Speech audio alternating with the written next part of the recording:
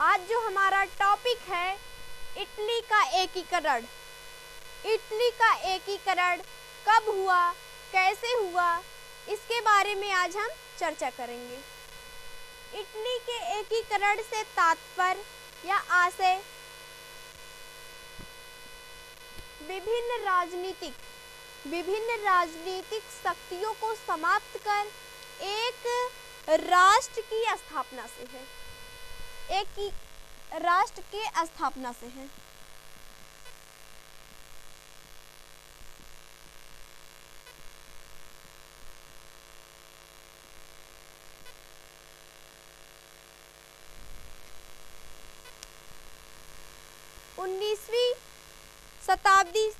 Italy का एकीकरण 19वीं शताब्दी में शुरू हुआ।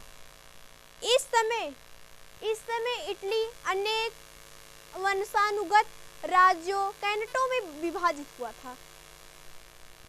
इतावली भाषा जो था, इतावली अर्थात इटली भाषा, इटली का जो भाषा था इतावली भाषा, वह संपूर्ण इटली में नहीं बोला जाता था।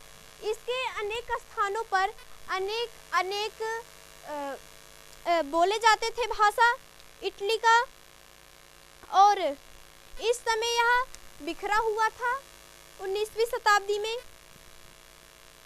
1830 ईस्वी के दशक में ज्यूसेppe मेज़नी ने इटली को एकीकृत करने के लिए सबसे ज़्यादा प्रयास किया और उसने एक गुप्त संगठन बनाया, यंग इटली। 1830 ईस्वी में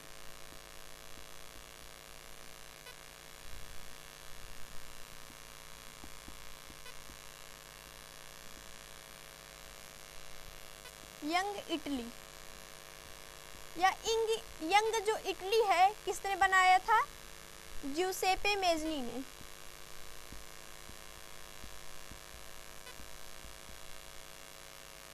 ज्यूसेppe मेज़नी ने।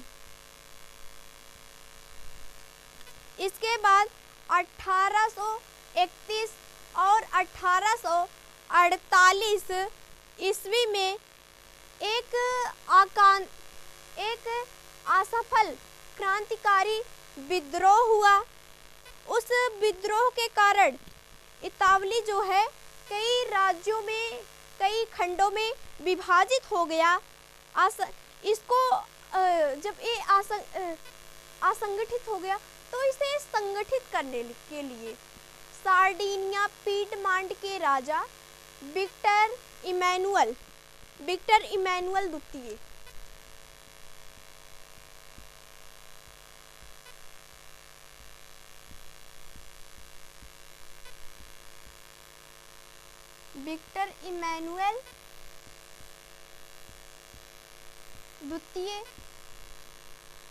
एक कौन था?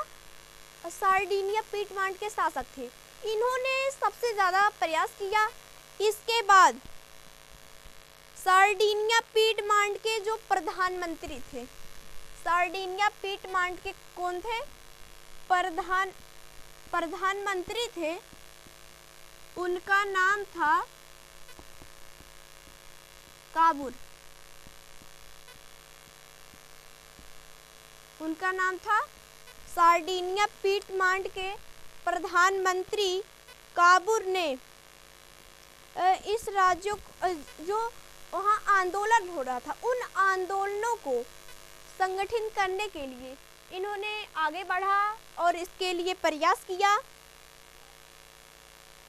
काबूर और गैरिबाल्डी, ये सभी इटली के एकीकरण में, जितने भी लोग हैं, इटली के एकीकरण में बहुत महत्वपूर्ण भूमिका निभाई।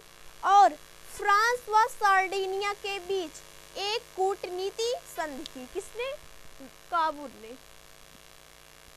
काबूर ने फ्रांस और सार्डिनिया पीडमांड के बीच में क्या की? एक कूटनीति संधि की। इसके बाद 1859 ईस्वी में सार्डिनिया पीडमांड ने ऑस्ट्रिया को पराजित कर दिया और पराजित करने के पश्चात ही उसने इसके बाद 1860 ईस्वी में दक्षिणी इटली और दो सिसिलियों के राज्यों में सार्डिनिया पीटमांट के सैनिकों ने भी भाग लिया, प्रवेश किया। इसके बाद से ही यहाँ पर स्थानीय किसानों ने, जब इससे ये सब प्रभावित हुए तो यहाँ के किसानों ने भी भूमिका निभाई और स्पेन को क्या किया, पराजित कर दिया। स्पेन को पराजित कर सके 1861 ईस्वी में। 1861 ईस्वी में विक्टर इमैनुअल, कौन था, विक्टर इमैनुअल द्वितीय, इन्हीं को ही 1861 ईस्वी में 1861 ईस्वी में इटली का राजा घोषित किया गया था। इनको राजा बना दिया गया इटली का 1861 ईस्वी में।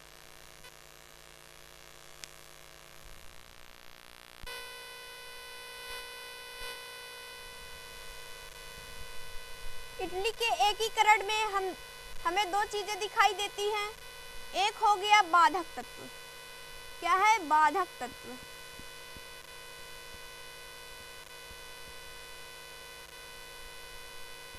बाधक तत्व और दूसरा है एकीकरण।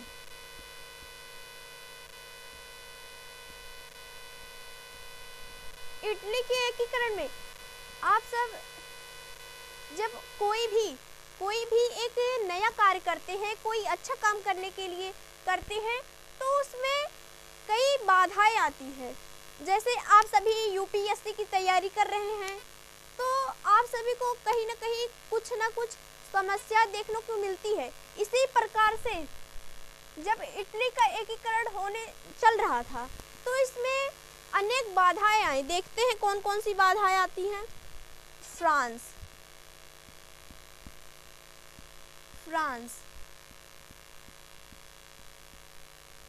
फ्रांस, पोप का शासन। फ्रांस था, पोप का शासन था। और वियना सम्मेलन।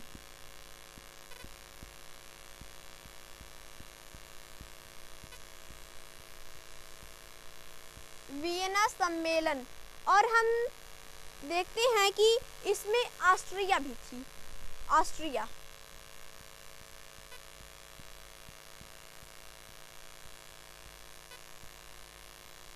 ये सभी बाधक तत्व के रूप में उभरे।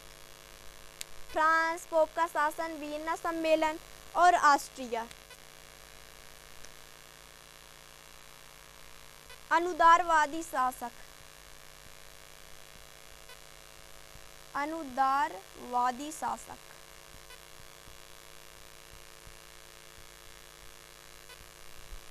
ये सभी बाधक तत्व आए।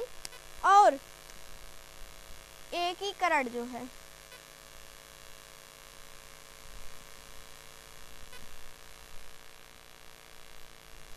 एक प्रथम चरण हो गया।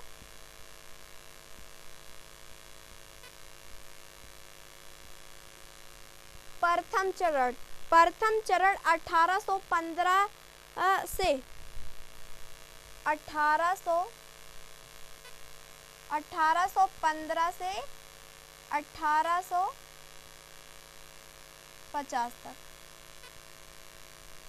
1815 से 1850 तक। और इसमें नेपोलियन था, आप सभी कमेंट करके बताएं नेपोलियन कहाँ का था, इटली का या फ्रांस का या रूस का।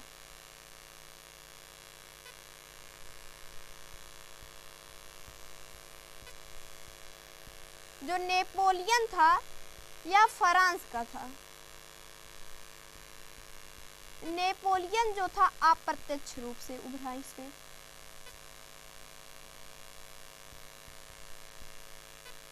अप्रत्यक्ष। और हम देखते हैं इसमें वियना वियना और ज्यूसेपे मेज़नी।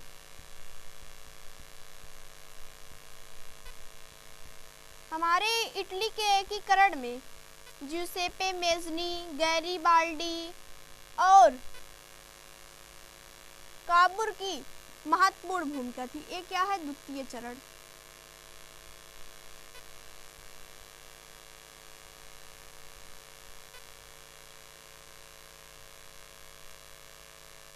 द्वितीय चरण। द्वितीय चरण 1815 से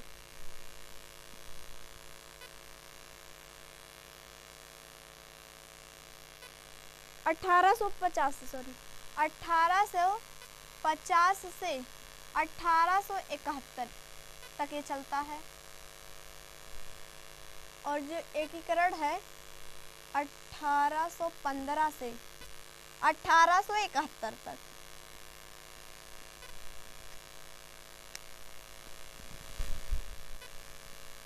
ये द्वितीय चरण हो गया। द्वितीय चरण में कौन आता है? काबुर और गैरीबाल्डी।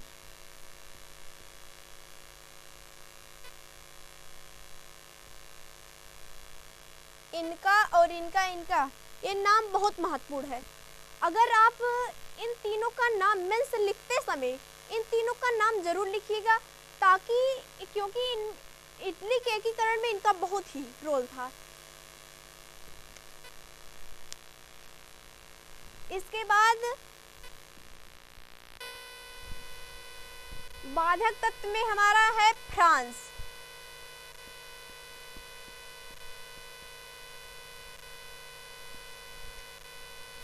क्योंकि जो इटली था यह फ्रांस के पड़ोसी था, फ्रांस का पड़ोसी था, इसलिए उसके चिंता की बात थी कि ये शक्तिशाली के रूप में उभर रहा है और हम कमजोर पड़ जाएंगे, इसलिए बाधक के रूप में आया।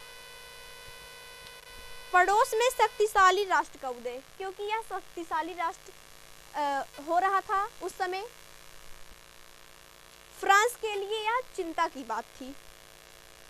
एकीकरण से फ्रांस में अभाव में जो प्रभाव था उसका प्रभाव में कमी दिखाई दे रहा था। और ऑस्ट्रिया में भी ऐसा था, सेम कंडीशन ऑस्ट्रिया में भी। इटली ऑस्ट्रिया के भी पड़ोसी है, इसलिए इसके भी चिंता की बात हो रही थी, क्योंकि वह शक्तिशाली के रूप में उभर रहा था और ऑस्ट्रिया में विभिन्न भाषा बोलने वाले लोग रहते थे।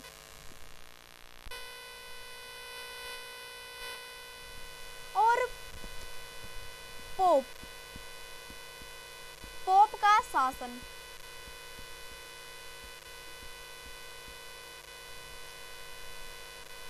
पोप का प्रभाव में कमी हो रहा था, इसलिए पोप भी बाधक के रूप में उभरा।